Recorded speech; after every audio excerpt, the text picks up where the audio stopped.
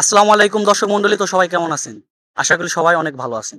তো এরকম বডি যারা এমন বডি থেকে এরকম বডি ট্রান্সফার করতে চান, এক কথায় যারা এরকম বডি করতে চান অথচ আপনাদের জিমে যাওয়ার মতো টাকা নাই বা সময় নাই, আপনারা চাইলেও করতে পারছেন না, তাদের জন্য আজকে আমি 3টা ওয়ার্কআউট দেখাবো। এমন 3টা ওয়ার্কআউট যদি আপনি রেগুলার করতে পারেন, আপনার এরকম বডি থেকে এরকম বডি সবকিছু যদি ঠিক ঠিক থাকে 45 দিনের মাথায় এরকম বডি এসে যাবে। যদি আপনি আমার কাছে যে ওয়ার্কআউট গুলো দেখাবো এগুলো যদি রেগুলার করেন। তো শুরুতে আমি একটা কথা আপনাদের বলবো, ডেইলি রুটিন যেটা সবাই আপনাকে বলে রেগুলার ব্যায়াম করতে, রেগুলার ব্যায়াম করা ঠিক আছে, বাট এক এক্সারসাইজ প্রতিদিন করা যাবে না, একটা ওয়ার্কআউট রেগুলার করা যাবে না। একটা যেমন আমি আজকে আজকে ধরেন আমি আমি চেস্টের এক্সারসাইজ যেমন কি আছে, ডায়মন্ড পুশ আপ আছে।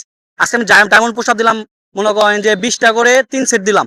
দেওয়ার পরে কালকে আমি ডায়মন্ড পুশ আপ দেবো না। কেন দেবো না? কারণ আজকে আমার ডায়মন্ড পুশ আপ দেওয়ার কারণে আমার চেস্টের কোষগুলো ফেটে গেছে, ওটা আমার রিকভার হতে টাইম লাগবে, রিকভার হওয়ার টাইম দিতে হবে, ওটাকে টাইম দেওয়া এর পর্যন্ত আমি চেস্টের কোনো এক্সারসাইজ করবো না।